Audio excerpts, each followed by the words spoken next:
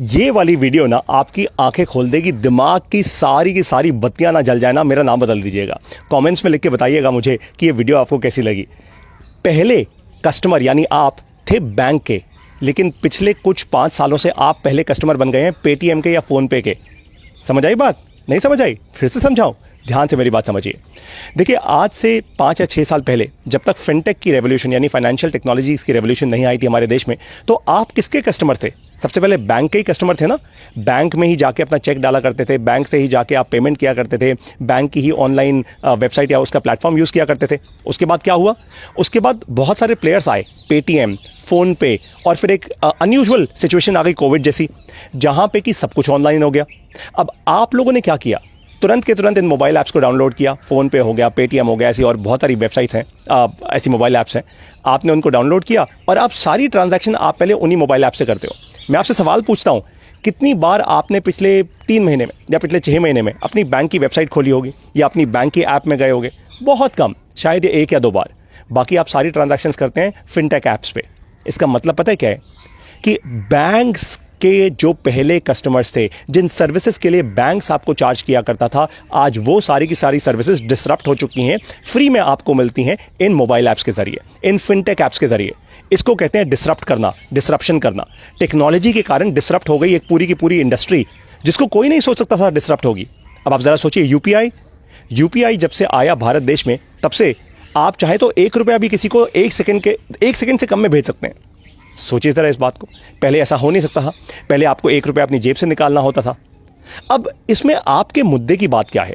जो मैं आपको समझाने की कोशिश कर रहा हूं, वो ध्यान से उस बात को पकड़िए। आपको भी यही सोचना है, आपकी इंडस्ट्री में या किसी और इंडस्ट्री में ऐसी कौन सी अपॉर्चुनिटी है जिसको आप डिसरप्ट कर सकते हैं। कि किसी का एग्जिस्टिंग कस्टमर है, मान लीजिए कि कपड़े का कोई बड़ा ब्रांड है मान लीजिए, और आप कपड़े का बिजनेस शुरू करना चाहते हैं, छोटा बिजनेस शुरू करना चाहते हैं। आप ऐसा क्या कर सकते हैं कि आप उस बड़े ब्रांड के कस्टमर्स को अपना कस्टमर पहले बना लें। सोचिए ज़रा, मैं आपको एक आइडिया दूं। अब मान लीजिए कि आप कपड़े का ब्रांड शुरू करना चाहते हैं। मैं अगर आपकी जगह होता ना, मैं कपड़े का ब्रांड ना शुरू करता। मुझे पता होता कि भाई बहुत बड़े बड़े डिज़ाइनर्स हैं, रिलायंस जैसी कंपनियां हैं जिनके पास कपड़े के लार्ज ब्रांड्स हैं। तो मैं क्या कर सकता हूं? मैं पता है क्या करता?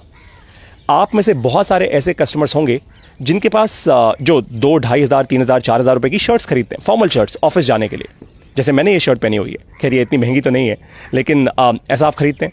अब मैं ना एक सर्विस क्रिएट करता उसके ऊपर। मैं आप लोगों को कहता कि अगर आप अपने नाम के कस्टम बटन्स चाहते हैं, जो शर्ट पे बटन होते हैं, जैसे मेरी जैकेट पे बटन है ये, है ना, मैं आपका नाम इंस्क्राइब करके दूंगा इस पर, जैसे पारितोष शर्मा। अब अगर आप मुझे ये बोलें कि पारितोष जी अपनी ये जैकेट 2 दिन के लिए मुझे दे दीजिए, मैं आपकी इस जैकेट पर आप ही के नाम के बटन्स आपको लगा के दूंगा। सोचो कितने कमाल की बात होगी। नहीं होगी? होगी ना। That's the point. दैट मैंने क्या किया, मैंने एक सर्विस लेयर क्रिएट कर दी। अब जैसे जैसे आप मेरे कस्टमर बन जाएंगे, मेरे बटन्स के कस्टमर बन जाएंगे, धीरे धीरे करते मैं आपको उस लेवल पर ले आऊँगा जहाँ पे मैं बोलूँगा, सर आप मुझसे बटन्स तो ले ही रहे हैं, मैं आपके लिए जैकेट्स भी डिज़ाइन कर दूंगा। मैं एक दर्जी रखूंगा जो अच्छा डिज़ाइन करना शुरू करेगा। तो मैं धीरे धीरे डिसरप्ट कर दूंगा एक इंडस्ट्री को। समझ आई आपको बात? हाँ, हो सकता है उनके स्केल पे ना डिसरप्ट कर पाऊँ, यानी हो सकता है कि मैं एकदम रिलायंस ना बन पाऊँ, विच इज़ ऑब्वियस। लेकिन अगर मैंने एक ठीक ठाक बिजनेस बना दिया तो पता है होगा क्या? रिलायंस ग्रुप या कोई और ग्रुप मेरे पास आएगा और मुझ में इन्वेस्ट करेगा, क्योंकि उनको पता होगा कि यार ये एक एंटरप्रेन्योर है, हमसे बहुत ज़्यादा तेज़ी से मूव कर सकता है। आपको बात समझ आई?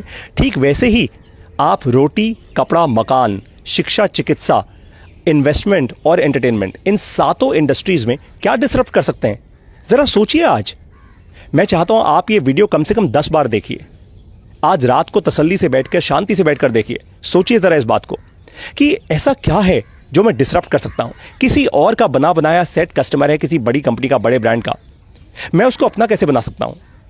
एक छोटी लेयर क्रिएट करके, और धीरे धीरे उस लेयर पे लेयर बना के मैं कैसे और अपना काम बढ़ा सकता हूं।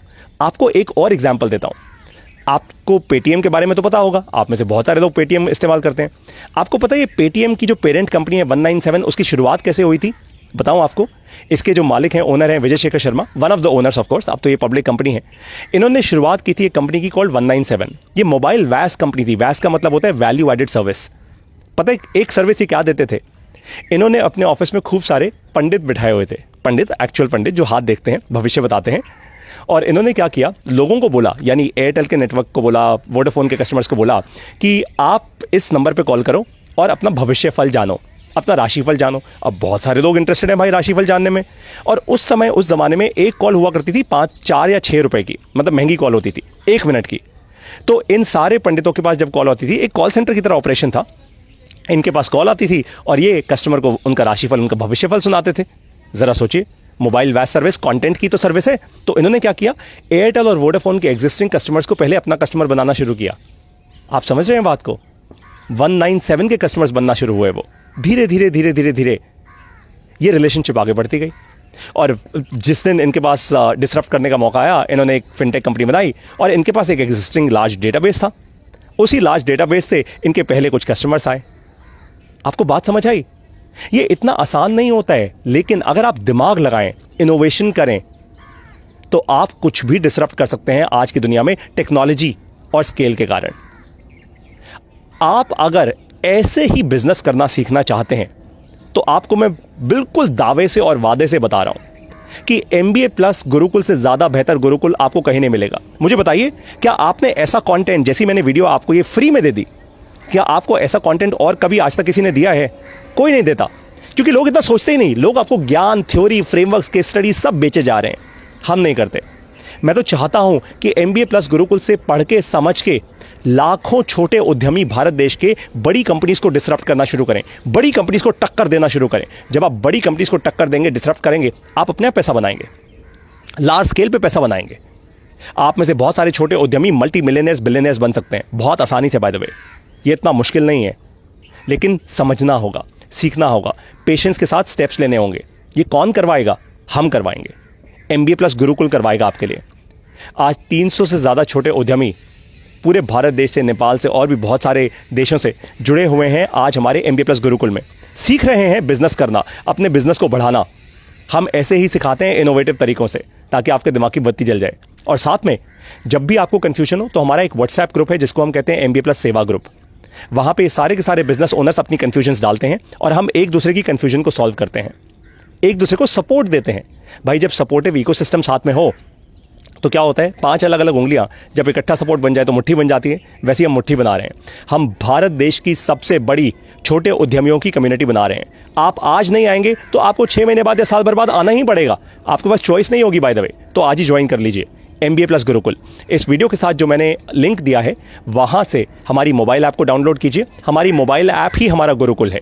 वहाँ पे आपको ऑडियो क्लासेस मिलती हैं जो रिकॉर्डेड होती हैं, ऐसी ही इंटरेस्टिंग ऑडियो क्लासेस जो आपके दिमाग की बत्ती जलाती हैं।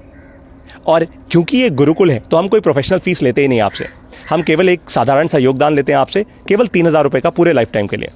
तो आइए MBA प्लस गुरुकुल में और बढ़ाइए और बनाइए अपना अच्छा बिजनेस। भारत के छोटे उद्यमियों की सबसे बड़ी कम्युनिटी यही बन रही है। मैं आपको बता रहा हूँ, आज नहीं तो कल तो आना ही होगा। आप इसको छोड़ नहीं पाएंगे। और उस समय कहीं और ये मेंबरशिप की फ़ीस हमने बढ़ा दी या कुछ और सर्विस निकाल दी तो आप ही नुकसान कर बैठेंगे। अभी आ जाइए, पूरी लाइफ टाइम के लिए जुड़ जाइए। जय हिंद।